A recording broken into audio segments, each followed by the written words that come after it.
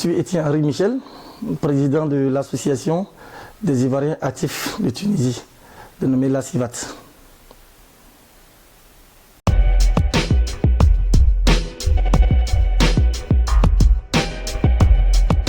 Je suis opérateur économique, représentant de la société Créatis qui est basée en Côte d'Ivoire. Je suis le représentant en Tunisie.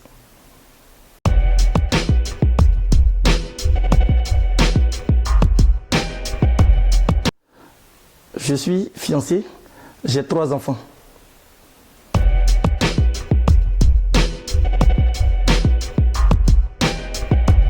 J'ai choisi la Tunisie pas par hasard, parce que la Tunisie, après avoir prospecté tous les pays maghrébins, dans les années 2003-2004, il fallait choisir un pays où il y avait la stabilité, ou un pays où il faisait bon vivre, un pays qui était vraiment bien pour les études. Donc c'est après avoir étudié tout ça que j'ai choisi la Tunisie. Étant étudiant, j'ai fini mes études, j'ai fait un DSMA, diplôme d'études supérieures en marketing, management marketing. Je suis diplômé d'un bac plus 4. Après mes études, je suis retourné en Côte d'Ivoire. Après quelques stages, comme il y avait l'instabilité au niveau du pays, donc je suis revenu en Tunisie dans le but de pouvoir continuer encore et ainsi de suite, attendre que le pays soit calme pour que je retourne.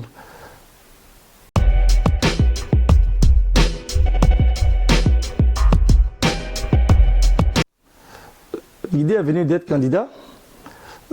D'abord, avant d'être candidat, d'abord j'étais le président des vétérans ivoiriens de la Tunisie. Les vétérans, vous entendez par vétérans, des personnes, des anciens footballeurs qui ont pris leur retraite internationale, des diplomates, des vétérans en fait en matière de, quand on dit vétérans, on sait un peu ce que ça veut dire. Donc c'est un groupe de personnes qui se sont mis ensemble pour créer une association, le but de pouvoir maintenir la forme sur le plan physique et tout. Donc pendant plusieurs années, j'étais le président des vétérans. Et pendant que j'étais le président des vétérans, je pense que on a mis tout notre temps à aider. Étant ancien sur le territoire, étant à la tête des vétérans, on a passé tout notre temps à aider la communauté. On était tellement sollicités. Finalement, c'est comme si on jouait même le rôle de président de communauté.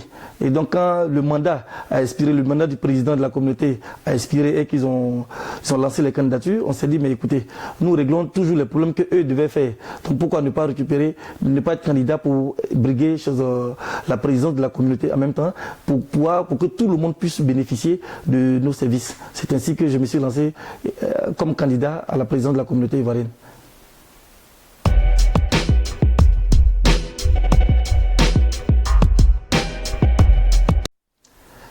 C'est tellement simple à répondre à cette question. Moi, j'étais candidat comme lui. Et vous savez, en Afrique, il y a toujours des mauvais perdants. Moi, je n'étais pas membre de la CEI. Je n'étais pas président du comité d'organisation.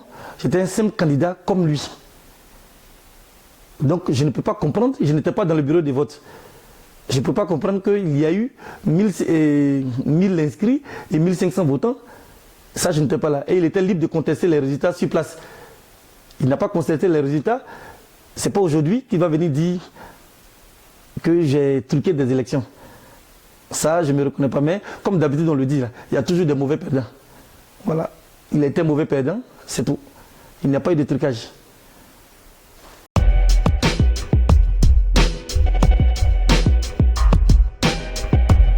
Je pense que à partir du moment où la communauté ne devrait pas à des gens, le bilan était positif parce qu'ils n'avaient pas de moyens, parce qu'ils se sont battus, ils ont tout fait pour maintenir la CIVAT en vie. On a trouvé une caisse, on a trouvé un montant de 87 dinars dans la caisse. Je pense que c'était des gens à encourager parce qu'on voyait dans quelles conditions les gens travaillaient. Je suis un ancien, je suis ici il y a longtemps, je voyais dans quelles conditions le président vraiment travaillait. C'est pas facile de faire son dossier et en même temps de superviser toute la communauté. Donc je pense que c'était un travail à saluer. On les a félicités pour le boulot qu'ils ont fait. À partir du moment où ils ne devraient à personne, ni à un loyer quelque part, ou bien ils devraient une facture impayée quelque part, je pense que c'était encouragé. Donc je pense que leur bilan était positif.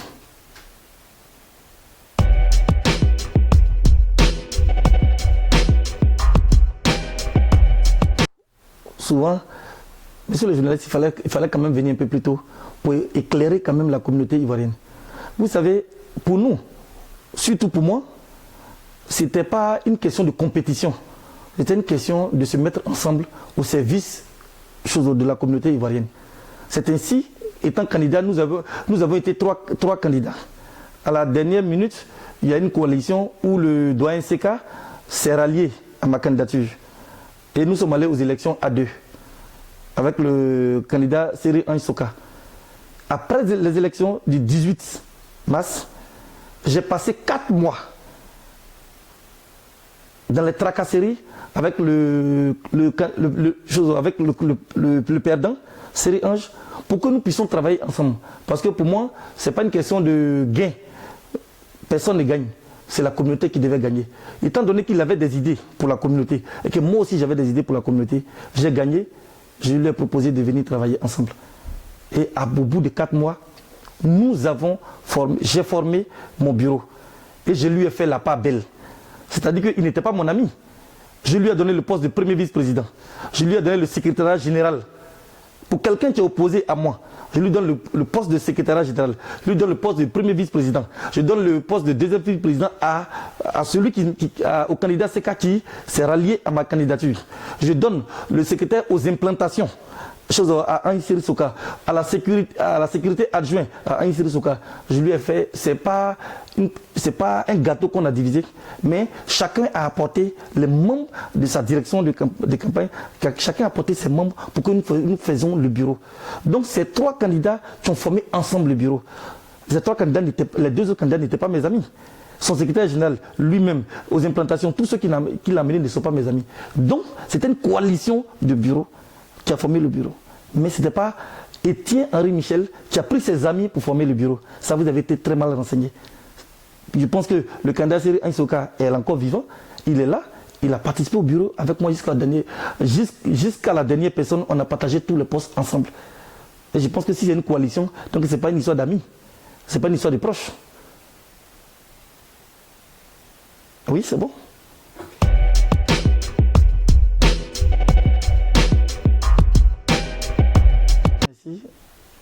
D'abord, je salue la mémoire de ce grand homme, de ce frère qui est vraiment parti au moment où on ne l'attendait pas. Je salue vraiment sa mémoire. Olivier a été toujours proche de moi parce que je peux dire que je le connais avant pratiquement tous ceux qui sont ici. Quand il était encore footballeur en France, il venait, on se voyait à longueur de journée. Quand il est venu jouer en Tunisie, on se voyait en tout moment, on a toujours tout fait ensemble. Je pense que c'est lui-même qui est à la base de la création des vétérans ivoiriens en Tunisie, dont j'ai présidé pendant 2 ans et demi. Et tout. Mais c'est un peu vraiment du peu déplacé de dire que sa mort n'est pas naturelle. Parce qu'en Afrique, on voit toujours le mal, on voit toujours une idée noire derrière ce qui arrive à l'être humain. Surtout notre pays, la Côte d'Ivoire, tous ceux qui décèdent, c'est toujours des spéculations sur les réseaux sociaux. Il a été empoisonné, comme s'il n'y avait pas de mort naturelle. Bien avant Olivier Kasso, je pense qu'on a eu un jeune frère, Thierry, qui est décédé sur le terrain 3 mois ou 4 mois avant la mort d'Olivier. Qu'on jouait ensemble, il a marché, il s'est écroulé, il est tombé. Ça aurait été quelqu'un d'autre, on dirait que oui. Pourtant, il y a des morts subites qui existent. Olivier était un de nos frères. C'est lui qui nous a invités ce jour-là à partager un repas ensemble. On était presque 4 personnes avec lui. On le savait asthmatique. Même quand il jouait au foot avec nous, il avait sa ventoline avec lui. Toujours 24 heures sur 24. On le savait asthmatique. Et quand il a piqué sa crise, on a tout fait pour être à l'hôpital dans les 15 minutes qui suivent. Je pense que pour un poison, ce n'est pas en 15 minutes que l'effet se fait. Nous avons fait des études, nous nous informons et tout. Olivier n'a pas été empoisonné. Notre frère est mort d'un asthme aigu, d'une crise d'asthme aigu. C'est selon les analyses du médecin.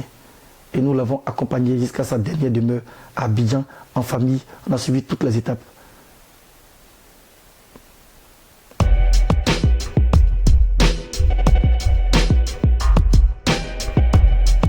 Merci. Vous savez, ici, quand tu n'es pas là, on s'imagine tout. Cissé n'est pas en prison. Cissé est à Abidjan pour des raisons de documents de famille. Je pense que pour ces genres de documents, ça prend énormément de temps. Il était parti, il était revenu, mais faire des va-et-vient en attendant les dossiers, je pense que c'est beaucoup. Il est avec ses enfants à Abidjan, il suit le cours normal des choses. Je pense qu'il reviendra ici un jour et vous le verrez. J'avais même voulu l'appeler. Si c'est possible, même je peux l'appeler, mais ça ne sert à rien. C'est pour vous dire que souvent, quand on ne te voit pas, soit on te traite, soit tu es malade, soit on dit que tu es mort, ainsi de suite, parce que tu n'es pas toujours là qu'il faut. Mais pourtant, il y a des gens qui s'absentent ici pendant une année, pendant 6 mois, que nous connaissons, mais qui reviennent sans que nous, on ne spécule. Donc, si toi, tu es parti avec quelqu'un que tu es revenu, que lui, ici, il a duré là-bas, ça dépend de ses activités. Voilà.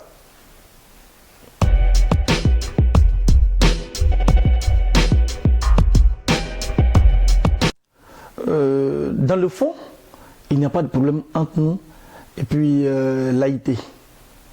L'AIT est une association comme plusieurs associations ivoiriennes qui sont en Tunisie.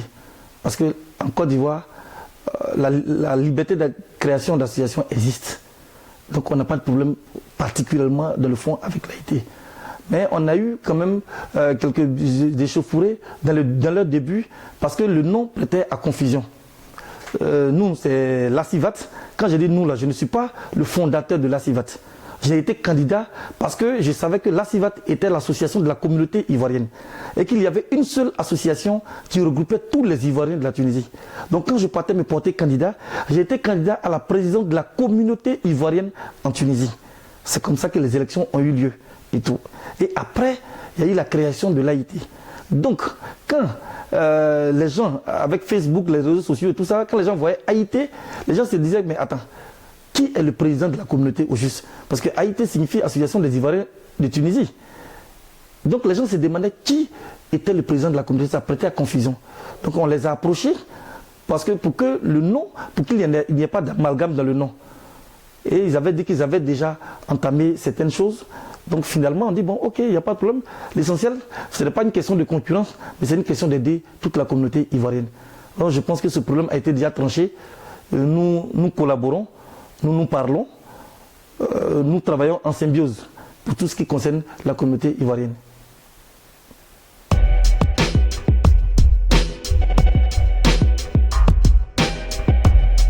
Vous savez,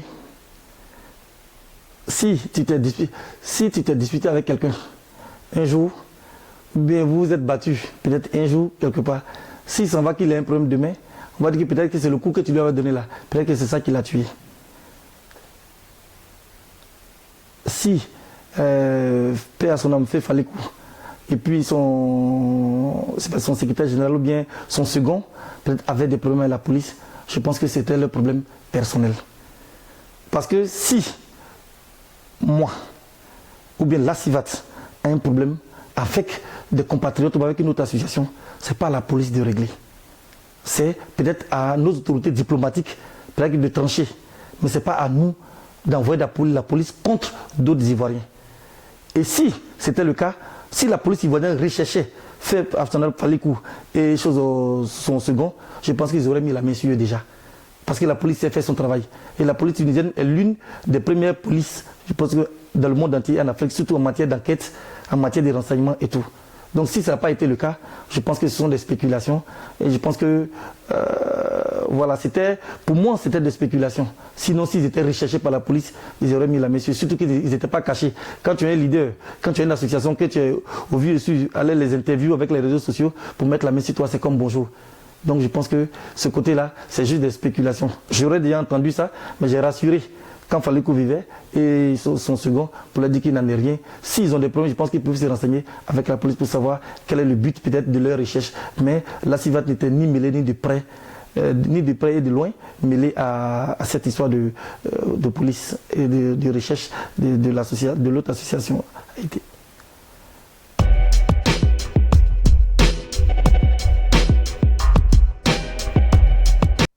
Merci. Cette question est bien posée. Je pense que ça a encore éclairci d'autres personnes pour la première question, pour la question précédente, la question qui a précédé. Parce que dès que j'ai appris l'agression de Falikou, j'ai tout de suite joint mon premier vice-président à l'époque, qui était Ange, Seri Soka, et j'ai appelé tous les autres membres du bureau qui étaient concernés. Nous sommes rendus à Mogislim, à l'hôpital là où il était. On a essayé d'apporter notre assistance, d'abord notre présence physique.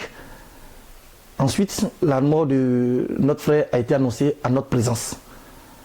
Et dès lors, j'ai pris la décision que cette mort ne devait pas rester impunie. Et j'ai informé son second, son secrétaire général, que nous devions faire un sitting. C'est moi, le président de la CIVAT, qui a annoncé le sitting le lendemain, à 9 h devant Mogislim. Et quand ça a été fait, on a joint les autorités diplomatiques et nous les avons informés. Tout de suite, nos autorités ont pris des dispositions pour que la plainte soit posée par la communauté ivoirienne. Ensuite, informer le ministère des Affaires étrangères, ainsi de suite. Et tout de suite, nous avons eu gain de cause que nos autorités diplomatiques ont pris en charge le rapatriement du corps de notre frère. Et pour que le corps puisse partir, nous avons fait une demande à ce que sa fiancée avec qui il vivait l'accompagne. Elle avait une pénalité. Il y avait le secrétaire à l'information, Tano François, qui était aussi dans une pénalité. Nous avons négocié avec l'ambassade et l'ambassade a pu obtenir l'exonération des pénalités. C'est nous qui avons accompagné. Je vous dis, c'est moi qui étais à la morgue avec Sissé, qui n'est pas là aujourd'hui. C'est nous qui avons mis le corps de Falikou dans le cercueil. J'étais dans le corbia. C'est nous qui nous étions au devant des choses jusqu'à ce qu'on arrive chez Falikou à la maison, dans le corbia jusqu'à l'aéroport. Même pour faire partie sa fiancée, ceux qui avaient promis les billets d'avion, tout cela, ils n'ont rien fait à la dernière seconde.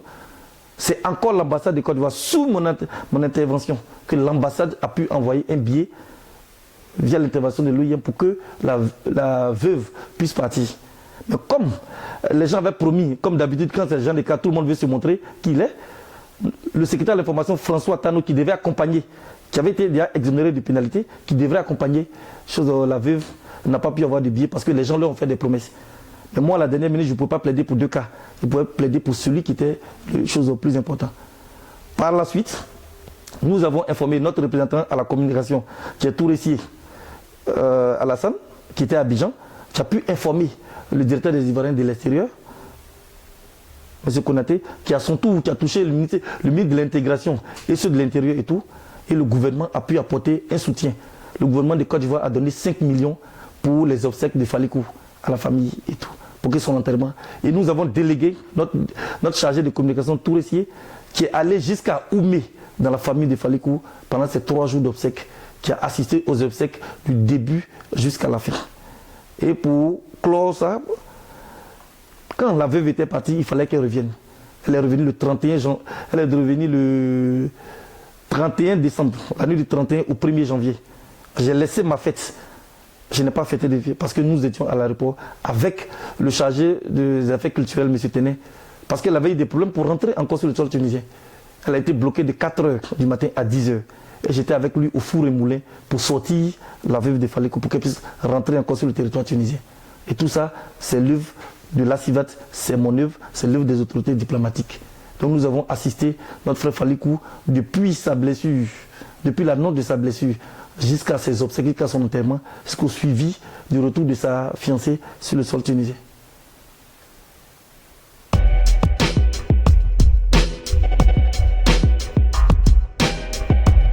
Les 5 millions n'ont pas été remis à Tunis, en Tunisie. Les 5 millions ont été remis à la famille biologique de Falikou à Abidjan. Ces 5 millions devaient servir du transfert du corps d'Ivocep jusqu'à sa ville natale et pour les obsèques, pour l'enterrement et tout. Et le reste, après avoir transporté et payé tous ses frais, le reste est revenu à la famille biologique de Falikou.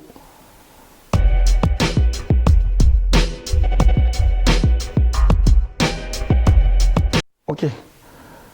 Initialement, quand j'ai demandé l'appel de tous les subsahariens de la communauté ivoirienne, c'était un sitting devant l'hôpital Mogislim.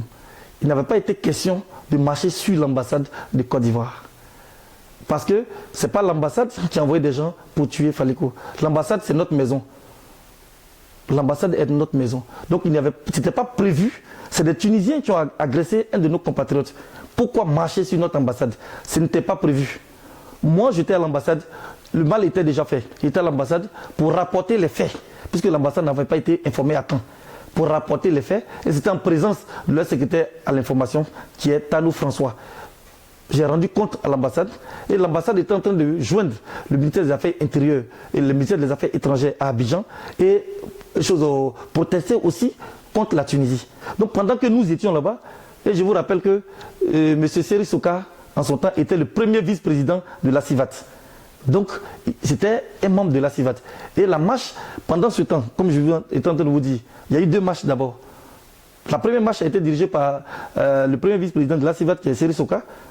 Pendant ce temps, le secrétaire général de l'AIT, qui était Emma Naounou, était avec notre secrétaire général, plus notre secrétaire à l'implantation, qui est Jean Bidel Niabli, avec le responsable de l'ALDA, qui est un mouvement de leadership africain en Tunisie ici, était au ministère avec les responsables de la chose des Tunisiens, avec les Tunisiens, avec les responsables des autorités tunisiennes, pour essayer d'évoquer le problème. Donc cette marche n'a pas été coordonnée. D'où il y a eu deux marches. Parce que quand la première vague dirigée par Seri Soka est arrivée à l'ambassade, après il y a l'autre vague qui est revenue avec Touré Blamassi, plus certains responsables de la CIVAT qui était le secrétaire général avec d'autres compatriotes. Comme je disais, il y a eu deux vagues. La première vague qui avait été dirigée par Seri Soka, qui était notre premier vice-président. Et ensuite, la deuxième vague qui était dirigée par notre secrétaire général avec le secrétaire à l'information, plus le leader Touré Blamassi, et puis le secrétaire général même de l'AIT, de l'association des Ivoiriens de Tunisie, dont le venait de le leader. Donc c'est pour dire que la première marche n'avait pas été coordonnée. Au contraire, s'ils avaient suivi les consignes, ils allaient pour que tout le monde fasse. Donc c'est ce désordre qui a conduit à l'échauffourée, malheureusement au saccage de l'ambassade, de notre ambassade, malheureusement.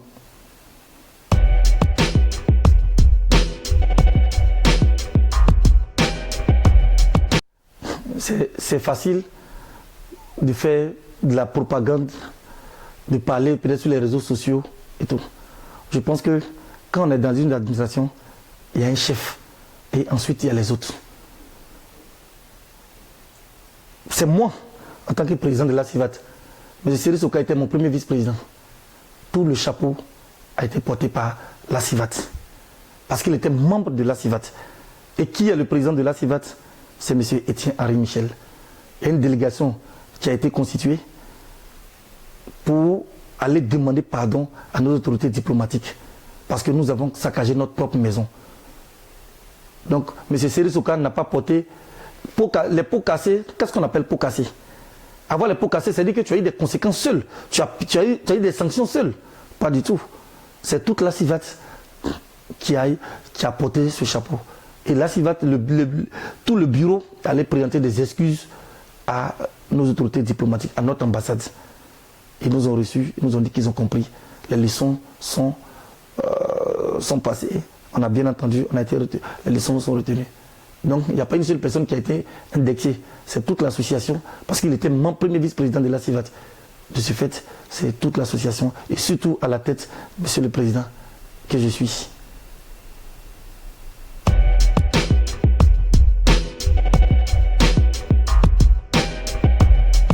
Quand tu es à la tête, il faut avoir le dos large. Il faut accepter d'être lapidé, il faut accepter d'être critiqué, il faut accepter d'être injuré. Moi, je ne réponds pas à tout ce qui se raconte sur les réseaux sociaux. Je pense que c'était un malentendu. On s'est compris, il s'est excusé, il s'est déjà passé. Non. Logiquement, ça ne le concernait pas. Il n'était pas concerné ni de près ni de loin. Je voulais vous dire que moi, étant ressortissant de l'Est, j'ai mis en place l'association des Agnis en Tunisie, qui est mon ethnie d'origine. Donc nous ne voulons pas porté plusieurs casquettes. Je pense que c'est mon jeune frère, qui est Etienne Elianan, qui a été porté à la tête de notre association. Étant donné que nous ne sommes pas opposés à qui que ce soit, François, qui est de l'AIT, a rejoint le bureau de l'association des Agnis. Mais c'est un jeune frère, personnellement, souvent qui avait un peu de comportement déplacé. Donc je lui ai fait une mise en garde sévère, une mise en garde très sévère, et il a pris ça sur un autre plan. Donc il a informé son président, et son président, c'est une histoire d'Agnis entre nous, qui est au sein de notre association entre Agnis. Et il a pris pour aller dire à son président d'association de l'autre côté. Et c'est son président qui monte au créneau pour lancer, sans même chercher à savoir, moi étant son aîné, que nous avons des relations cordiales, sans même me demander, il a fait un direct comme les jeunes de maintenant, qu'ils n'ont que les réseaux sociaux peut-être pour régler leurs différends avec d'autres personnes. Si moi j'aurais été à ta place, étant président d'une association, si on t'a dit qu'un aîné, ou bien le président de l'ACIVAT a, non seulement je ne l'ai pas agressé physiquement, c'est verbal. Si j'ai eu à dire des propos, peut-être qui pontent, qui a mal pris ça ou bien il a vraiment considéré, qu'est-ce que tu fais? Tu rentres en contact avec ce monsieur avec qui tu es en contact et que vous n'avez pas de problème personnel, tu n'as qu'à lui demander, et ainsi de suite. Mais malheureusement, il est allé sur les réseaux sociaux et allé proférer. Mais je n'ai pas voulu répondre, parce que moi je suis grand dans la tête et je suis plus âgé qu'eux. En Afrique, on dit, si tu es en train de te laver et que un jeune ou bien un fou vient, il prend ta serviette ou ce que tu as tenu, si tu cours derrière lui, c'est que c'est toi qui es le plus fou. Donc moi, je ne réponds pas à ce genre de choses. Mais je pense que, comme il a dit, on s'est compris, il s'est excusé, c'est déjà du passé, on a de bonnes relations, comme je vous l'ai dit précédemment dans les autres réponses, on a de bonnes relations, moi et mon jeune frère Naounou.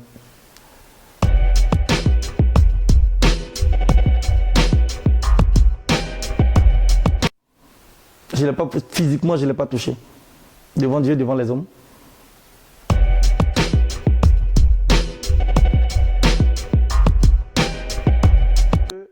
Moi, en tant que président, dans la vie, il faut que tu aies une bonne conduite pour que tu sois à la tête d'une communauté. Je pense que si moi-même en tête, j'étais comme ça, j'étais peut-être ce que les gens peuvent imaginer, je ne serais pas à la tête de la communauté. Je vous informe que le mandat est de 2 ans. Et nous sommes pratiquement à l'expiration de mon mandat. Je pense que les problèmes de la communauté n'ont pas commencé aujourd'hui. Les Ivoiriens ont toujours eu certains problèmes. Parce que moi, en tant qu'ancien, je sais de quoi il s'agit et tout. Et je pense qu'avant de choisir les membres du bureau, comme j'ai dit, les membres du bureau ne sont pas choisis seulement. Le bureau n'a pas été composé seulement par le président Etienne Henri Michel. Le bureau a été composé par les 3 candidats, à savoir Etienne Henri Michel, Cyril Ainsoka et M. Seka Lucien. Donc quand vous faites allusion à mes membres du bureau, je pense que si les membres du bureau ne sont pas bons, c'est que c'est toute la communauté qui n'est pas bonne. Parce que c'est tous les candidats qui ont présenté des membres du bureau. Est-ce seulement les gens que M. Etienne Henri Michel a proposés qui ne sont pas vraiment directs, ou est-ce les gens que M. Cyril Ainsoka a présentés qui ne sont pas bien, ou c'est les gens que M. Seka Lucien a proposés qui ne sont pas bons? Et je pense que c'est les 3 candidats qui ont été quand même les 3 candidats qui ont formé quand même le bureau. Donc je pense que c'est notre communauté, ceux qui ont eu le courage d'être candidats et de battre campagne, et que les Ivoiriens ont élu.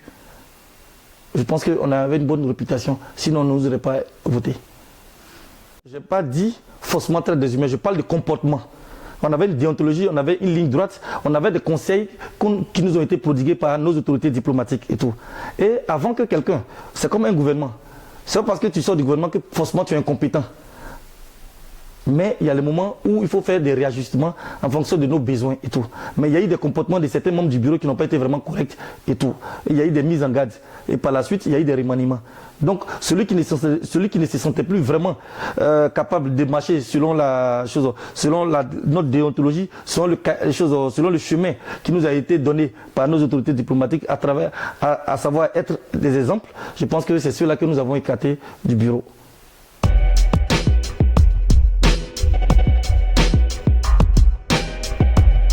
Merci. Je pense que c'est une question qui est bien, mais je pense que la question devait être reformulée et devait avoir deux volets. Il fallait d'abord poser la question, qu'est-ce que d'abord la brigade rouge? Qui est la brigade rouge? Je réponds à la question maintenant. Il n'y a pas de brigade rouge officiellement. C'est un groupe de jeunes que moi je ne connaissais pas. C'est un groupe de jeunes que le candidat Ange Seri-Soka avait fait surveiller les élections. Parce que moi, je vous dis, je n'étais pas mêlé ni de près ni de loin à cette histoire d'élection. Voilà pourquoi vous avez posé la question de trucage. Je vous ai dit que je n'étais pas au courant parce que je n'étais pas membre de la CEI et je n'organisais rien. C'est ces jeunes gens qui ont surveillé, un peu comme on peut dire sécurité, qui ont surveillé. Et après les élections, ils m'ont rencontré, dit président, nous avons fait la sécurité, tu es le président élu, nous avons fait la sécurité, donne-nous le transport et tout, vous êtes le président, et ainsi de suite. Donc moi, dans ce sens, automatiquement, j'ai dit oui, bien sûr, je viens d'être élu, merci pour avoir surveillé et que tout a été bien, et ainsi de suite. Donc c'est comme ça que des jours après, ils sont venus me rencontrer. Ils m'ont dit, président, nous sommes un groupe de jeunes, nous, souvent, on a nos sœurs et ainsi de suite qui sont souvent victimes d'injustice par certains de nos frères et tout. Donc, étant donné qu'on ne peut pas les régler tous nos différends chaque fois à la police, donc souvent on nous appelle pour qu'on vienne trancher. Ainsi de suite. Il dit, ah, donc c'est bon, c'est dans ce sens et tout. Mais je n'avais pas de nom brigade rouge. C'était un groupe de jeunes qui marchaient déjà ensemble avant les élections, que moi je ne connaissais pas, même pas un. Donc après ça, de temps en temps, ils partaient intervenir, étant donné qu'ils reconnaissent l'autorité du président, donc, étant donné que quand chaque fois, ils partaient régler, les gens les avaient. Et puis, après, on a commencé à avoir des plaintes de certains de nos communautés pour abus, pour violence sur ces genres de personnes. Donc automatiquement, je les ai interpellés pour leur dire non, vous n'êtes pas ni policier, ni juge, donc vous ne pouvez pas appliquer de violence sur certains de nos communautés. Dans ce cas, c'est que c'est plus la peine que vous réglez les problèmes. Chaque fois qu'il y aura des situations, amenez-nous ces cas pour que nous puissions les trancher au niveau du bureau exécutif de la CIVAT. Donc c'est comme ça que nous les avons connus et tout. Mais, chose bizarre, le bureau exécutif, après plusieurs plaintes de leurs agissements, a fait des communiqués. Je dis bien, le bureau exécutif a fait plusieurs communiqués en disant aux Ivoiriens, à nos communautés, que s'ils ont des problèmes avec d'autres communautés, qu'ils viennent vers le bureau de la CIVAT. C'est comme ça que plusieurs communautés ont porté plainte à notre niveau concernant d'autres Ivoiriens. Mais pas contre cette histoire de brigade. Nous avons toujours réglé les problèmes à l'amiable. Mais c'est comme si le bureau de la CIVAT n'est pas violent, comme nous ne sommes pas violents, parce qu'on essaie de trouver des solutions à l'amiable. Apparemment, ceux qui se plaignaient, les plaignants, c'est comme si ça ne leur plaisait pas. Donc, dans notre dos, certaines communautés ne nous appelaient plus qu'ils ont des problèmes. Mais c'est eux-mêmes qui passent pour appeler directement cette histoire de brigade, malgré que nous avons fait des communiqués pour interpeller la communauté ivoirienne, pour leur dire que si vous avez des problèmes, passez par nous, on va régler vos problèmes. Mais ils préfèrent passer par cette histoire de brigade pour que le problème soit vite résolu. Parce que ces derniers, ils employaient la force. Et avec la force, ils avaient vite peut-être gain de cause. Donc les gens trouvaient que leur problème traînait avec nous. C'est eux qui les ont appelés. Nous avons informé l'ambassade de Côte d'Ivoire. L'ambassade a toujours défendu cette histoire pour dire que non, il faut que ça s'arrête. Jusqu'à ce qu'il y ait des plaintes au niveau de l'ambassade concernant cette histoire de brigade. Et l'ambassade a convoqué ces jeunes gens pour leur mettre une mise en garde et mettre fin à leurs activités. J'étais présent, plus les responsables, nos responsables diplomatiques, plus certains jeunes de soi-disant cette brigade.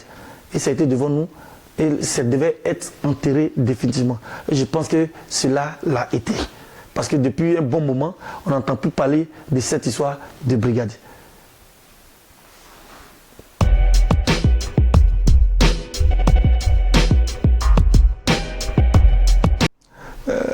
C'est pas une amitié en tant qu'amitié. C'est juste que ce monsieur est arrivé en 2013 pendant que les Ivoiriens ne fréquentaient pas beaucoup l'ambassade. Et il est arrivé en tant que premier secrétaire chargé des affaires consulaires. comme monsieur le consul. Et tous nos problèmes que nous avons ici, pratiquement, sont des problèmes consulaires. Donc, quand nous sommes allés plusieurs fois à l'ambassade, il a compris le problème de la communauté. Et pour comprendre mieux le problème de la communauté, il fallait qu'il soit dans la communauté. Donc il s'est imprégné en nous fréquentant, en jouant au ballon avec nous, pour mieux connaître la chose. Et c'est ainsi que moi, en tant qu'ancien, je pense qu'il a bénéficié aussi de nos conseils, ce que nous vivons, ainsi de suite, pour pouvoir bien mener son boulot. C'est ainsi qu'il y a eu le rapprochement. Et il a été plus rapproché avec nous lorsqu'il y a eu la création des vétérans ivoiriens de Tunisie. Je pense que c'est quelqu'un qui voulait se porter bien physiquement. La preuve en est qu'il a amené encore d'autres diplomates. C'est-à-dire que le premier conseiller de l'ambassade de Côte d'Ivoire-Libye, qui était là, tous les autres diplomates qui venaient, il les envoyait pour qu'ils puissent vraiment jouer, échanger avec la communauté via le sport. Ce qui a fait que ça nous a maintenus en contact permanent jusqu'à aujourd'hui. Donc voilà un peu le début de nos liens avec monsieur le Chargé des Affaires culturelles.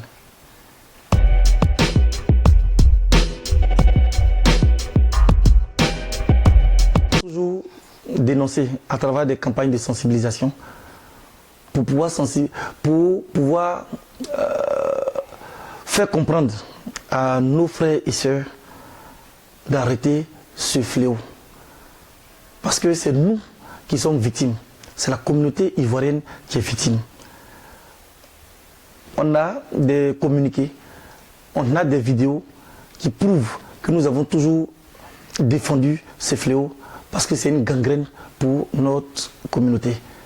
Si aujourd'hui nous recevons des plaintes, aujourd'hui, il y a 80% qui vient de la traite des personnes. Donc à travers ces plaintes, nous essayons de sensibiliser et nous essayons de conduire nos citoyens sur le bon chemin. Pour ce fléau, nous avons pris attache avec l'ambassade.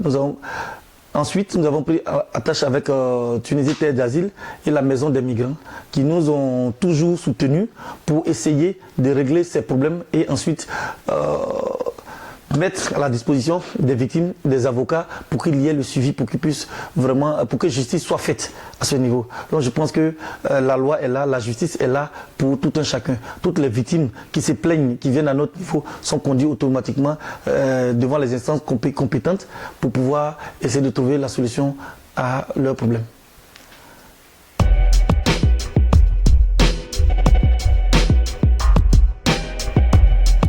Je vais vous rectifier quelque chose. Je ne suis pas le représentant du RHDP en Tunisie. Nous connaissons très bien les tests de la CIVAT. Je dis bien, je ne suis pas le représentant du RHDP en Tunisie. Je suis le délégué d'un mouvement de soutien à un parti politique. Et d'ailleurs, ce n'est pas interdit en Tunisie, parce que comme vous l'avez dit nous-mêmes, je prends des exemples clairs et nets. Le président de l'AIT est membre de l'UNG, l'Union des Nouvelles Générations, de Stéphane Kipré. Il y a tous les autres, comme vous pouvez dire, Seri Ansoka, qui est membre du bureau de l'UNG de Stéphane Kipré. Je ne sais pas quel autre leader encore que vous allez citer, qu'on va citer encore ici. Si on veut partir sur cette base, c'est qu'il n'y aura pas de président que nous connaissons, que nous chassons officiellement, qu'ils appartiennent à des bureaux. Parce que je vous dis, être membre d'un bureau politique qui est reconnu par l'État de Côte d'Ivoire, c'est que ton nom est dans la direction du parti. Moi, au moins, c'est un mouvement de soutien. Un mouvement de soutien, il y en a 1 millier pour un seul parti. Il y a 1 millier ou bien des centaines de mouvements de soutien pour un parti. Mais tu n'es pas membre du parti. Tu es juste un mouvement de soutien. Mais par contre, d'autres leaders ici, comme je viens de citer, j'ai cité tout à l'heure, sont membres du bureau de la délégation de la Tunisie. C'est-à-dire qui appartiennent à des partis politiques officiels. Donc je vais vous dire que ici, nous sommes entre nous, on est des Ivoiriens. En dehors de notre vie associative, nous avons quand même des penchants, ou bien des sympathies, on peut être des sympathisants des différents partis politiques de notre pays.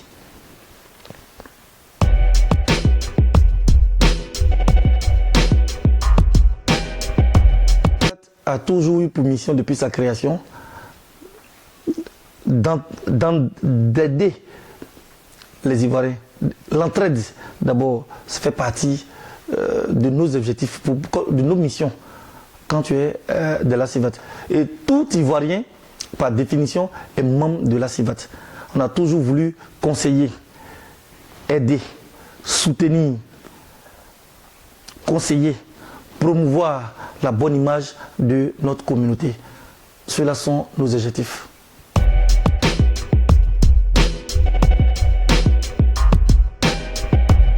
Le fonctionnement, c'est comme toute association. Nous sommes apolitiques, on est toujours au service de notre communauté. C'est comme ça notre fonctionnement. Tu peux être là, on t'appelle à n'importe quel moment. On n'a pas de principe pour dire non que comme peut-être que tu n'es pas membre, donc on ne va pas t'aider. Non. On a et d'ailleurs, tous ceux qu'on a soutenus ne sont pas membres, ils n'ont pas adhéré. Mais on a été toujours au service de cette communauté. On a été toujours au service de la Côte d'Ivoire, de la communauté ivoirienne en Tunisie. La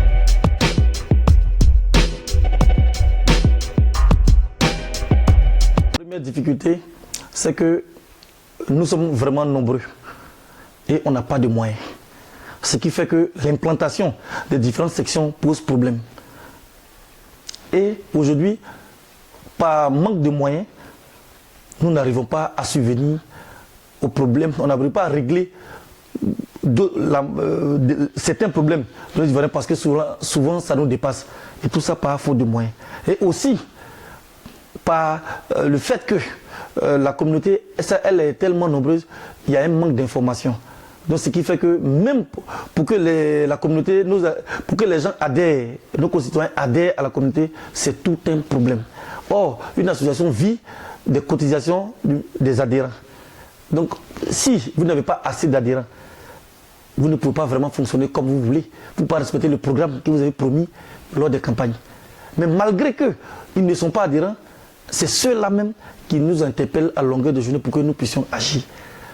Tu ne peux pas dire que tu ne vas pas, quand on t'appelle président à 1h du matin, tu ne peux pas dire que tu ne vas pas. Si on voulait trier, on voulait vraiment respecter ce qui est écrit dans notre charte, dans notre mission que nous sommes assignés, c'est qu'on n'allait pas pouvoir aider nos communautés. Parce que la majorité n'a pas adhéré. Mais la majorité nous demande de l'aide. Et nous l'avons toujours fait sous fonds propres. On n'a pas de budget. L'État de Côte d'Ivoire ne nous donne pas un budget de fonctionnement. L'ambassade de Côte d'Ivoire ne nous donne pas un budget de fonctionnement. On n'a pas de salaire. C'est rien que du bénévolat. C'est rien que la vie associative. On a envie. C'est la volonté de pouvoir aider nos compatriotes qui nous a amenés à être à la tête de la communauté. Et là est notre problème. Toute association, même tout gouvernement, si tu n'as pas de moyens, tu ne peux pas fonctionner.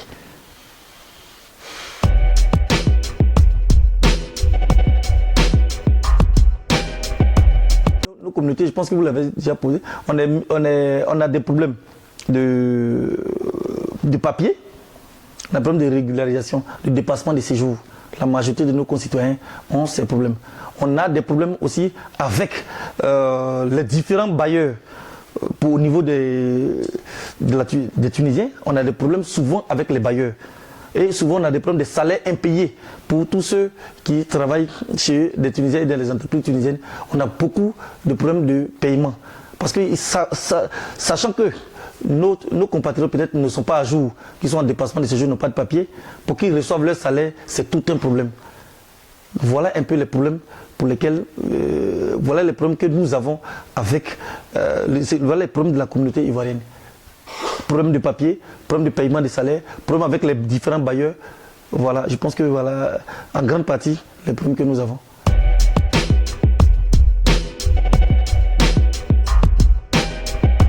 Nous avons des relations d'administrer avec l'ambassade. Nous sommes, l'ambassade est ici parce qu'il y a des Ivoiriens ici. L'ambassade a été toujours à notre disposition. Ils nous ont toujours écoutés et ils nous ont toujours répondu favorablement quand nous les avons sollicités. On a très bonnes relations avec notre ambassade. Et d'ailleurs, il faut qu'on soit en bonne relation avec notre ambassade.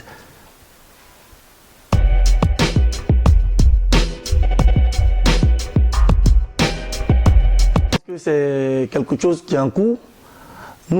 Quand nous venions à la CIVAT, il y avait déjà des associations communautaires. Je pense que c'est un travail de longue haleine. Ce n'est pas du jour au lendemain que ça va se passer. Parce qu'il faut pouvoir fédérer tout cela pour leur faire comprendre qu'en étant une seule, on serait plus efficace. Je pense que c'est un travail qui est en cours. Les pourparlers sont en cours pour que nous puissions ensemble former une seule et unique association des Ivoiriens en Tunisie. En un mot, avoir une fédération de toutes ces associations pour avoir une seule association.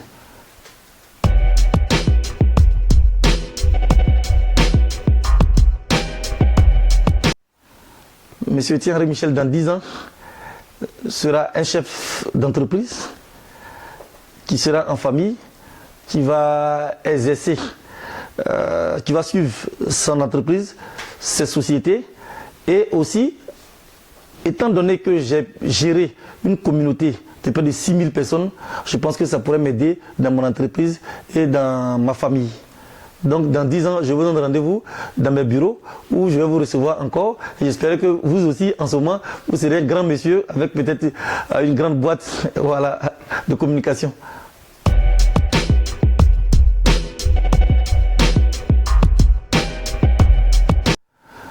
Ce soir, j'aimerais encore lancer un appel à toutes les associations communautaires des Ivoiriens vivant sur le sol tunisien.